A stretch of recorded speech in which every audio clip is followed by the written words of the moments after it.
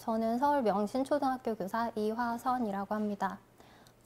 어젯밤 여러분은 얼마나 잠을 주무셨나요? 오늘은 선생님과 함께 잠을 자는 동안 우리의 몸, 특히 뇌에서 어떤 일이 일어나는지를 함께 알아보도록 하겠습니다. 시작하기 전 잠에 관한 간단한 테스트를 해보도록 할게요. OX로 답해주세요. 1번, 아침에 일찍 일어나 활동하는 사람인지 늦게 일어나 활동하는 사람인지는 유전에 의해서 결정된다. 하나, 둘, 셋. 정답은 O입니다. 우리는 흔히 아침형 인간 또는 올빼미형 인간이라는 말을 많이 사용하는데요. 과학자들은 이를 시간형이라고 부릅니다. 그리고 이는 유전자에 따라 정해진다고 하네요. 2번, 세상에는 잠을 자지 않는 동물들도 있다. 하나, 둘, 셋. 정답은 X입니다. 벌레 같은 단순한 동물부터 복잡한 동물까지 모두 다 잠을 자는데요. 다만 필요로 하는 수면 시간은 동물에 따라 다르다고 합니다. 3번, 어떤 동물은 잠을 잘 때 뇌의 절반만 잠을 자고 나머지 절반은 깨어 있을 수 있다. 하나, 둘, 셋. 정답은 O입니다. 돌고래 같은 해양 포유류는 한 번에 뇌의 절반만 잘 수 있어서 반쪽이 쿨쿨 자는 동안 다른 반쪽은 깨어 있다고 합니다. 심지어 뇌의 반쪽이 자고 있을 때에도 음성 대화를 나눌 수 있다고 하네요. 4번, 꿈을 많이 꾸는 것은 잠을 제대로 못 잤다는 것을 의미한다. 하나, 둘, 셋. X입니다. 우리는 매일 밤 여러 번의 꿈을 꾸지만 그것을 단지 기억하지 못할 뿐입니다. 나중에 설명하겠지만 꿈은 우리 몸에서 매우 중요한 역할을 합니다. 5번, 나이가 어릴수록 더 잠을 많이 잔다. 하나, 둘, 셋. O입니다. 엄마 뱃속의 아기는 거의 대부분의 시간을 잠으로 보냅니다. 태어나서 나이를 먹으면 먹을수록 수면 시간은 점점 짧아지는데요. 오늘 강연을 끝까지 들으면 그 이유를 아실 수 있을 거예요. 그러면 이제 첫 번째로 잠의 단계와 우리의 몸에 대해서 살펴보도록 하겠습니다. 여러분은 뇌파라는 단어를 들어보신 적이 있나요? 우리 뇌 속의 신경세포들은 활동을 할 때 다양한 전기 신호를 만들어내는데 이를 뇌파라고 부릅니다.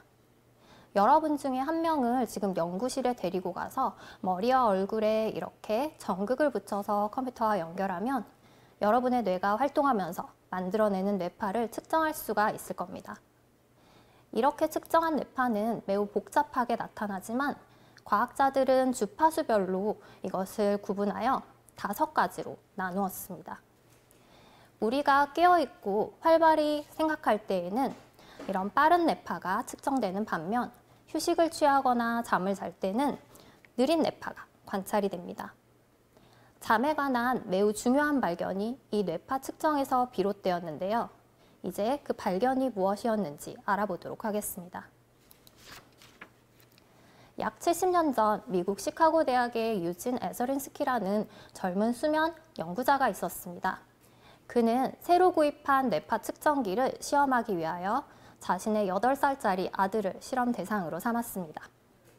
아들이 잠에 빠져든 지 90분쯤 지났을 때 그는 모니터에 사람이 깨어서 활동할 때와 같이 빠른 뇌파가 그려지는 것을 보고 깜짝 놀랐습니다.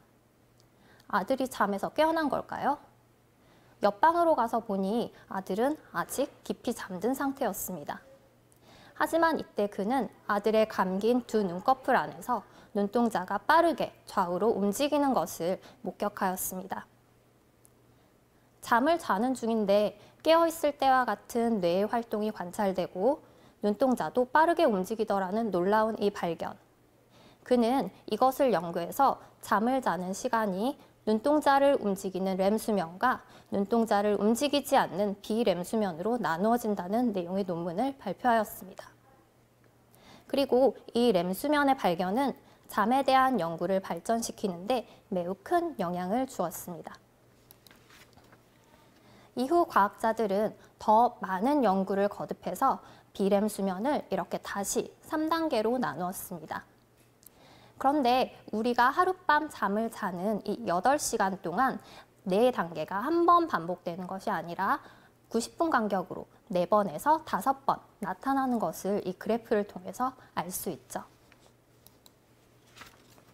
그러면 이 4단계에서 우리 몸에 어떤 일이 일어나는지 한번 살펴보도록 하겠습니다.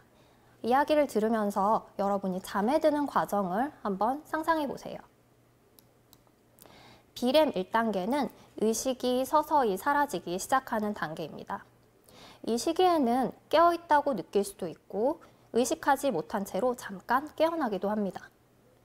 나는 기억나지 않지만 옆에서 자던 가족이 너 잠깐 일어났었어 라고 하는 경우가 있지 않나요?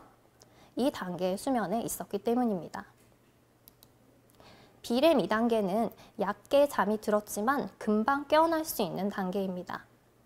이 시간 동안은 체온이 낮아지고 심장박동과 뇌파도 서서히 느려집니다.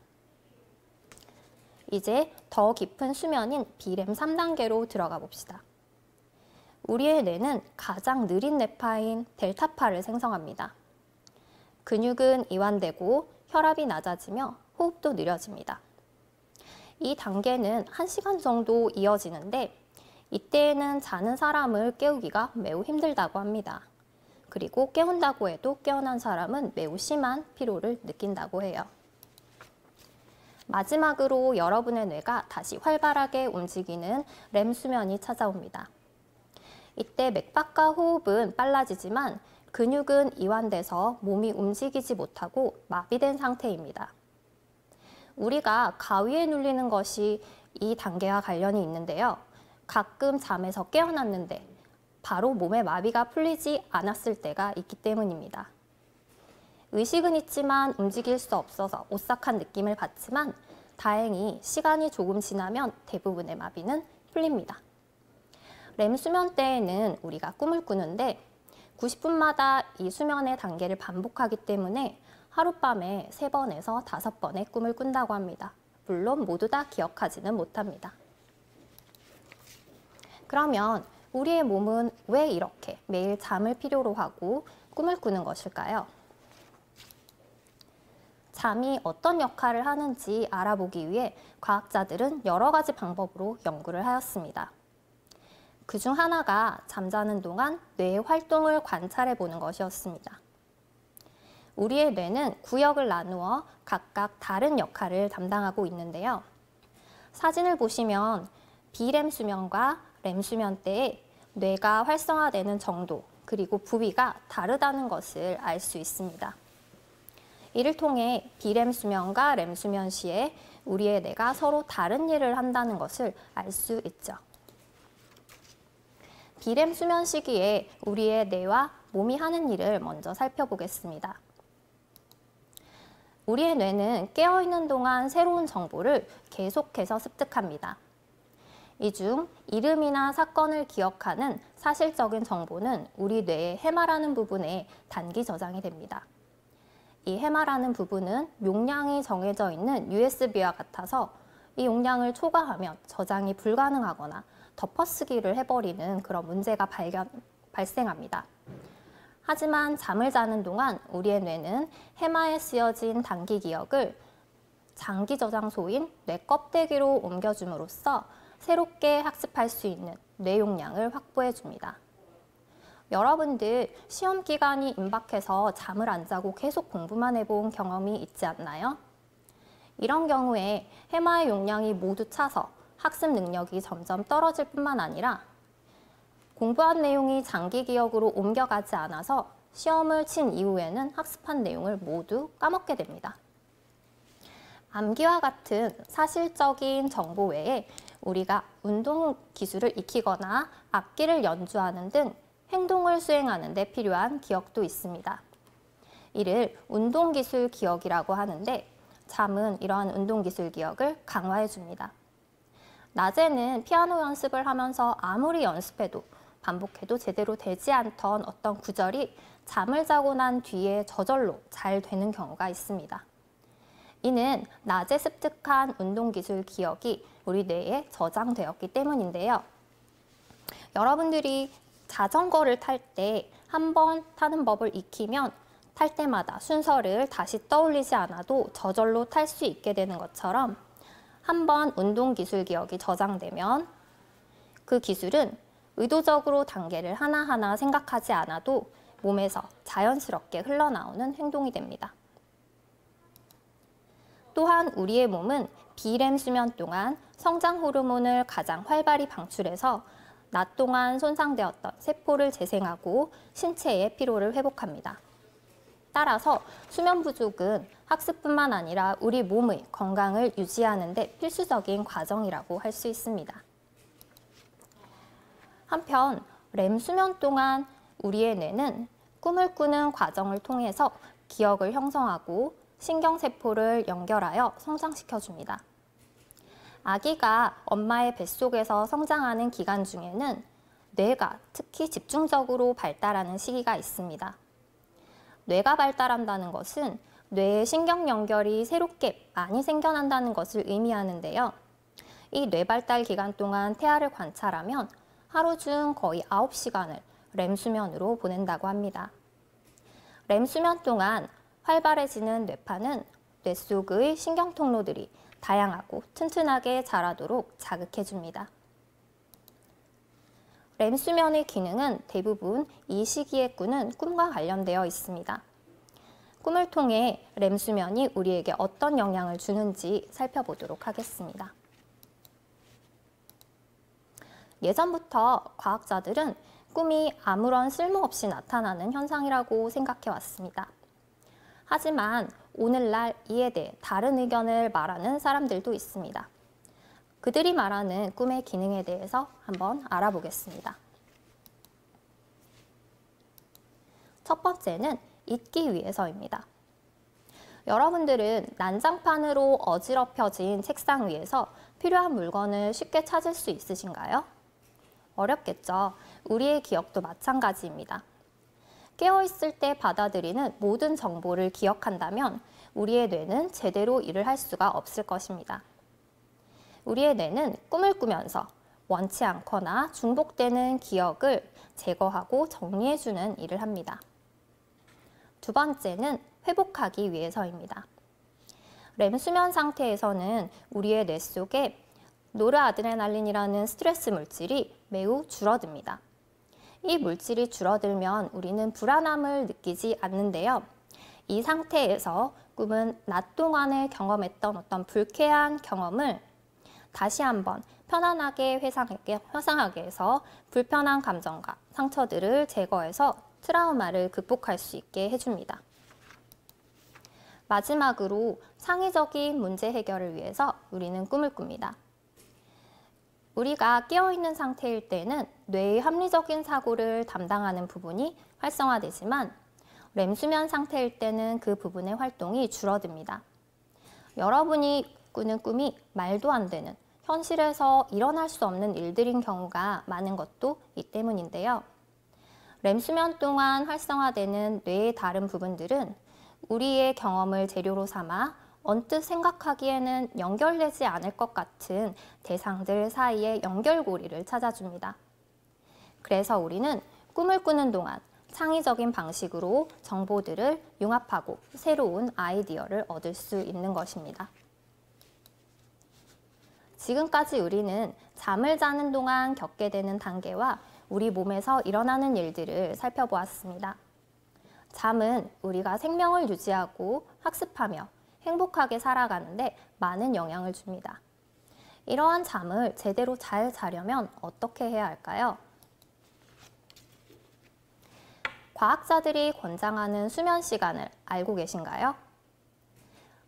나이가 어릴수록 더 많은 수면이 필요한데요. 3살에서 5살 사이의 미취학 아동은 10시간, 6살에서 13살 사이의 초등학생은 9시간, 14살에서 17살의 10대들은 8시간의 수면 시간이 권장됩니다. 이러한 권장 시간은 우리의 뇌와 몸에 쌓인 피로 물질이 사라지고 회복되는 데 걸리는 시간을 의미합니다. 간혹 침대에 누웠는데 잠이 오지 않는 경우가 있을 수도 있죠. 이를 위한 8가지 조언을 소개하면서 강연을 마무리하려고 합니다. 첫 번째는 수면 시간표를 지키는 것입니다. 여러분들은 일어나는 시간을 맞추기 위해서 알람을 많이 맞추실 텐데요. 잠드는 시간을 위한 알람을 맞춰보는 것도 권유드립니다. 두 번째, 늦게 운동하지 않기입니다. 세 번째는 카페인 피하기인데요. 카페인은 커피뿐만 아니라 콜라나 초콜릿 등에도 함유되어 있습니다. 너무 늦게 이러한 식품들을 섭취하는 것은 주의해야겠죠. 네 번째는 야식을 먹지 않는 것입니다. 특히 음료를 밤에 너무 많이 마시게 되면 소변이 마려워서 자주 깰 수 있죠. 다섯 번째는 오후 3시 이후에 낮잠을 자지 않는 것입니다. 잠을 자는 동안은 수면 물질인 아데노신이라는 것이 분해돼 버리기 때문에 정작 자야 하는 밤에 잠들기가 더 어려워질 수 있습니다. 여섯 번째, 자기 전에 긴장을 푸는 것입니다. 잠자기 직전까지 너무 힘든 일을 하거나 바쁘게 움직이기보다는 가벼운 책을 읽거나 편안한 음악을 듣는 것이 도움이 됩니다. 일곱 번째로 침실은 어둡게 하고 휴대폰 같은 전자기기를 사용하지 않는 것을 권합니다. 전자기기에서 나오는 밝은 청색광이 우리의 수면을 방해하기 때문이죠. 마지막으로 낮에 햇볕을 쬐는 것을 권유합니다. 매일 30분 이상 실외에서 햇볕을 쬐는 것은 여러분의 수면 패턴을 조절하는 데 많은 도움을 준다고 합니다. 잠은 단순히 시간을 흘려보내는 것이 아니라 깨어있는 동안 경험한 것들을 기억, 통합, 저장하고 몸을 회복하는 중요한 과정입니다. 여러분들도 충분한 수면을 통해서 정상적인 성장과 건강 관리를 할 수 있도록 노력하면 좋겠습니다. 감사합니다.